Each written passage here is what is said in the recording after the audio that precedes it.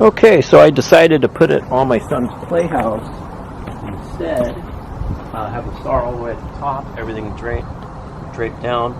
Have the little hooks securing them down here. Go ahead and turn it on. There's a remote. Just plug it in. You can see there's cool colors. There's a button right on the side. You just hit that. Different modes. One. See the star flashing up top too.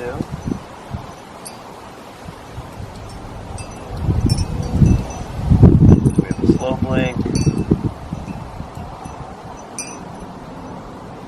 Another blink, different colors.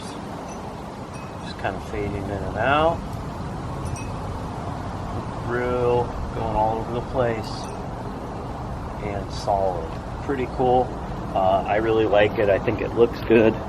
And you can almost make it look like just like a hanging Christmas tree, which is pretty cool. Go try to show some of the detail on it. Oh, so this one's actually not solid. This is flashing. It's not picking up on the camera really well, but see the star up there as well.